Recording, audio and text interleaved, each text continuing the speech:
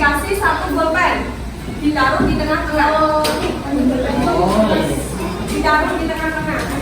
Kamu bertiga sama ini ya. Satu bolpen ditaruh di tengah-tengah meja sini. Kamu sendirian. Jadi sama ini di sini. Pokoknya nanti berdiri semua. Ya, kamu di tengah. Kamu berdua ditaruh di tengah-tengah sini. Sudah. Kalau sudah berdiri semua.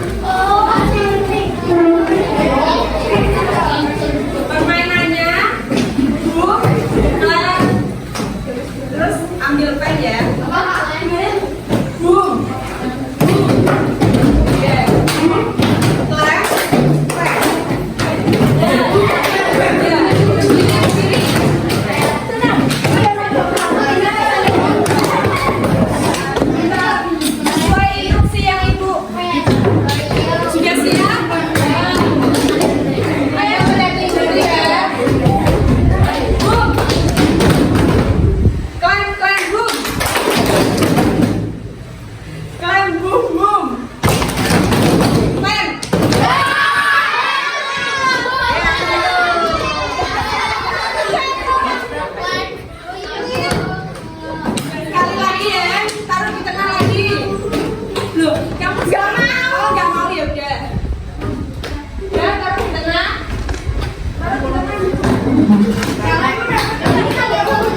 Sudah siap yang rumahnya dekat dengan gedung-gedung yang tinggi?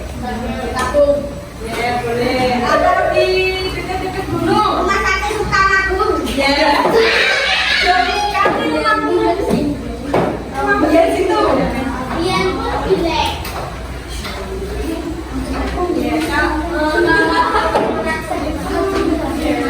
Ada yang pernah jalan-jalan ke Simpang Lima? Di situ kalian lihat gedung-gedung tinggi nggak? Apa aja?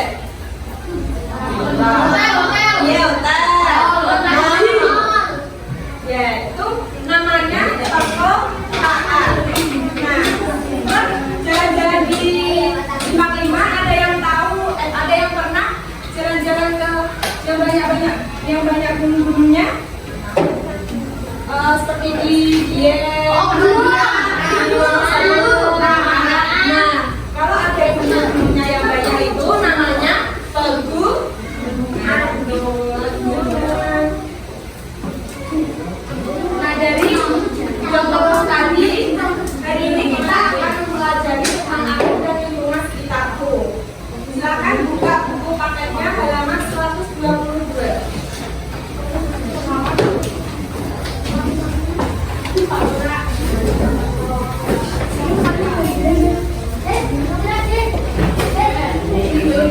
Pertama, melalui kegiatan mengamati tayangan video, sedikit dapat menyebutkan wilayah dengan benar. Yang kedua, melalui kegiatan berkelompok, peserta didik dapat membedakan karakteristik wilayah dengan tepat. Dan ketiga, melalui kegiatan berkelompok, peserta didik dapat mengimplementasikan kegiatan gotong royong di lingkungan sekitar dengan benar. Nah, ini ada video. Nanti Ibu akan kasih pertanyaan dari video ini. Atau kawasan yang memiliki jumlah penduduk yang sangat banyak, serta suasana di kota itu sangat ramai teman-teman. Di kota terdapat gedung-gedung yang tinggi, jalan raya beraspal yang lebar, dan banyaknya kendaraan yang bisa menyebabkan kemacetan, sehingga udaranya panas dan banyak terjadi pencemaran udara. Selanjutnya, apakah kalian tahu bangunan-bangunan apa lagi yang terdapat di kota? Yuk kita sebutkan bersama-sama. Bangunan-bangunan yang ada di kota diantaranya adalah perumahan penduduk yang padat dan memiliki jarak yang rapat-rapat. Bahkan ada perumahan yang bersusun ke atas, contohnya apartemen. Selain itu juga ada gedung-gedung pemerintahan, gedung perkantoran, banyaknya gedung rumah sakit, pusat perbelanjaan atau mall, pabrik, beberapa stasiun, terminal, Dan ada juga bandara, teman-teman. Orang-orang yang tinggal di kota memiliki pekerjaan yang sangat beragam. Di antaranya bekerja di perkantoran dan pabrik. Sekarang kita akan mengenali lingkungan desa. Berbeda dengan di kota, jumlah penduduk desa lebih sedikit dan suasananya tidak terlalu ramai. Udara di desa lebih sejuk dan bersih karena di desa tidak banyak asap kendaraan maupun asap pabrik. Dan lingkungan desa lebih dekat dengan alam. Banyaknya pepohonan, lahan pertanian dan perkebunan yang luas. Bahkan sebagian wilayah desa ada yang berada di daerah pegunungan ataupun pesisir pantai. Beberapa kawasan di desa ada juga yang memiliki danau, air terjun, dan sungai yang memiliki air yang jernih. Penduduk desa yang tinggal di pegunungan sebagian besar bekerja sebagai petani di sawah, bekerja di perkebunan, dan beternak hewan. Sedangkan yang tinggal di daerah pesisir pantai sebagian besar tentunya bekerja sebagai nelayan. Rumah penduduk desa memiliki halaman yang luas dan jarak antara rumah yang satu dengan rumah yang lainnya letaknya berjauhan. Dengan teman-teman,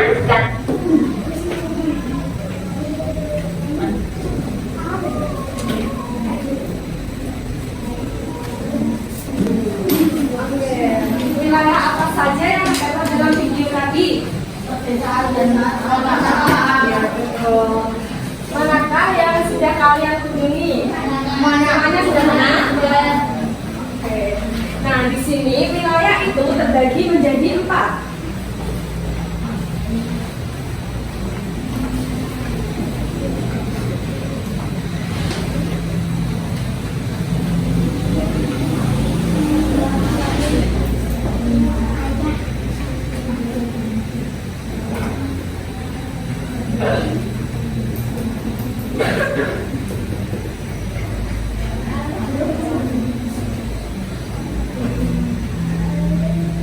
Yang pertama ada perkotaan ya. Nah, itu ada apa lagi? Pedesaan.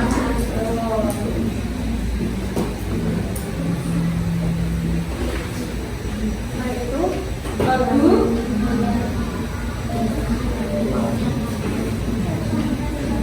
Satu lagi. Ya, tapi di pesisir.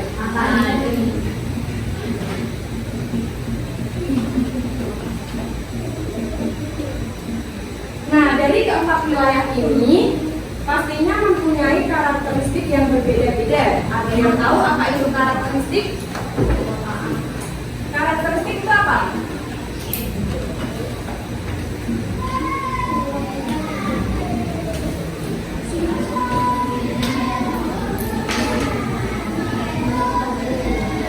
Karakteristik itu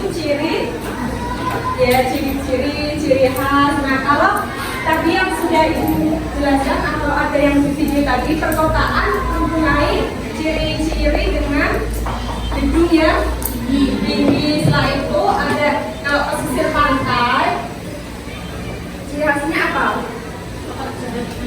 Ya, boleh ya, pekerjaannya nelayan.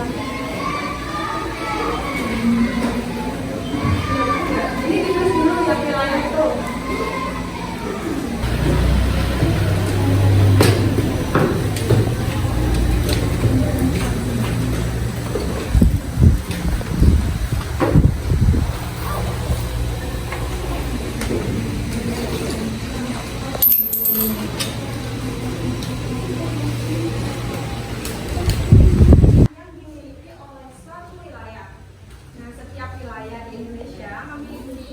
Geografis, budaya, dan sumber daya yang berbeda.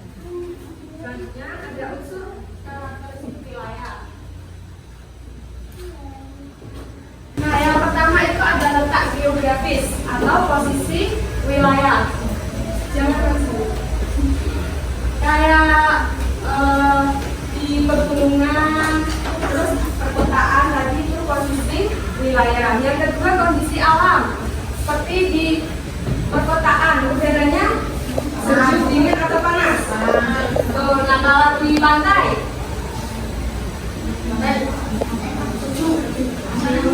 ya sejuk sama panas. Yang ketiga, kekayaan alam atau hasil dari alam. Seperti di pantai itu kan biasanya pekerjaannya nelayan, menghasilkan ikan.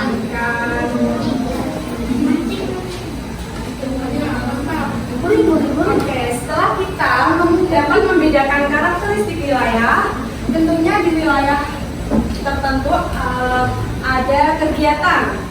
Biasanya kegiatannya itu gotong royong. Nah, di tempat kalian ada gotong royong atau enggak? Setiap hari atau hari tertentu aja? Setiap minggu. Gotong royong itu apa? Membersihkan lingkungan. Ya. Gotong royong adalah kerjasama yang dilakukan oleh sekelompok orang untuk mencapai tujuan bersama. Gotong royong mencerminkan nilai kebersamaan, saling membantu, dan persatuan. Nah, gotong royong dapat dilakukan di mana saja, contohnya di rumah, di sekolah, atau di masyarakat, atau juga saat ada tetangga kita yang mengalami bencana. Nah, di sini ada manfaat gotong royong. Yang pertama, kebersamaan yang dilakukan secara sukarela. Yang kedua, mempererat hubungan antar warga. Yang ketiga, menyelesaikan pekerjaan lebih cepat. Yang keempat, menanamkan nilai persatuan dan kepedulian. Nah, di sini ada peran gotong royong di lingkungan sekitar. Yang pertama, membersihkan lingkungan seperti jalan, selokan, atau taman. Ini contoh gotong royong di mana? Yang nomor 1. Di rumah, di sekolah, di masyarakat, ya, di masyarakat atau di rumah. Yang kedua, membangun fasilitas umum seperti musola, balai desa, atau jembatan kecil. Yang ketiga, membantu tetangga yang sedang menghadapi musibah seperti kebakaran atau banjir. Yang terakhir, menjaga keamanan lingkungan melalui ronda malam bersama.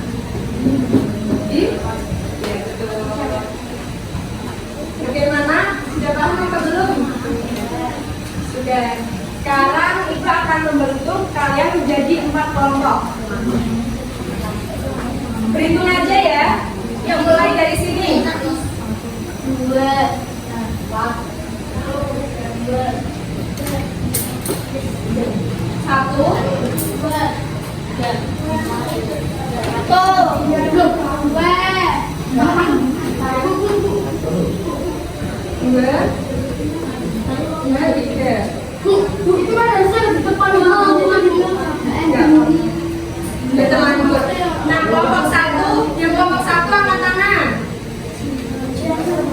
silakan pindah di sini. Kelompok 2, kelompok 3, dan kelompok 4.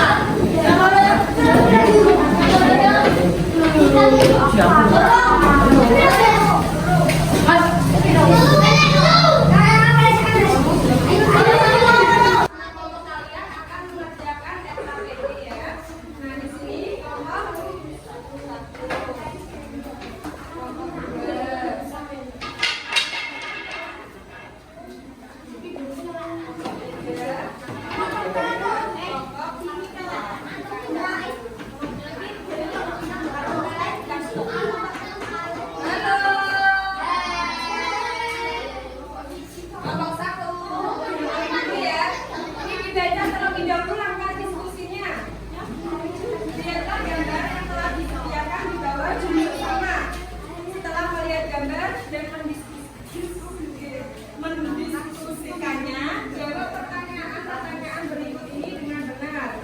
Ada karakteristiknya, kekayaan alam, dan budaya masyarakat. Nah, dibalik lagi ada soal yang kedua, soal cerita. Nanti dibaca terlebih dahulu, setelah itu disebutin apa aja praktik gotong royong yang dilakukan pada cerita tersebut. Sudah paham? Kelompok 1 paham enggak? Kelompok 2? Kelompok 3? Paham?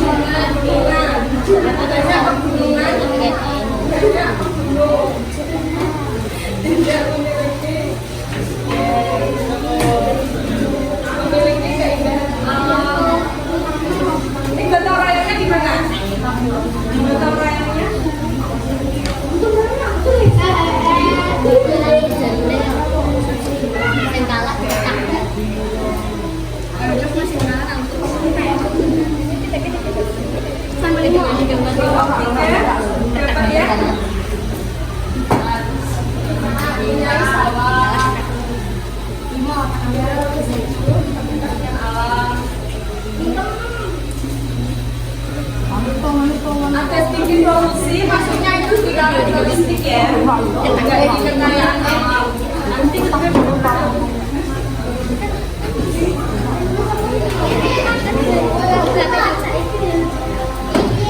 ini kelompok 4 ya. Dalam kelompok 4. Kelompok 4 banyak penduduk di kota itu masuknya di karakteristik. Ini mau ditulis dulu apa enggak?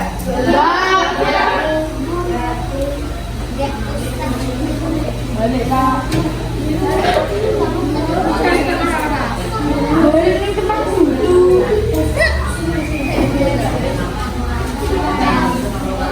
Oke, sekarang bisa kembali ke tempat duduknya masing-masing.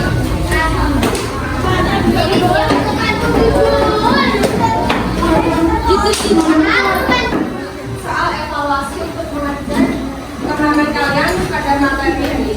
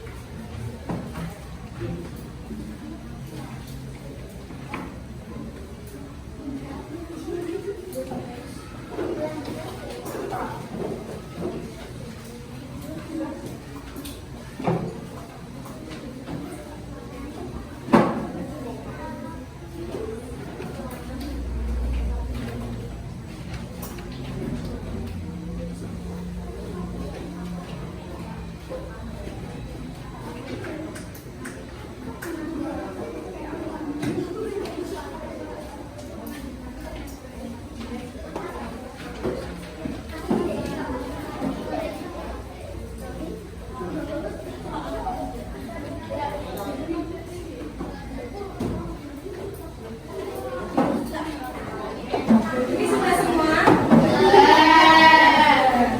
Hari ini kita mempelajari apa aja tadi? Karakteristik,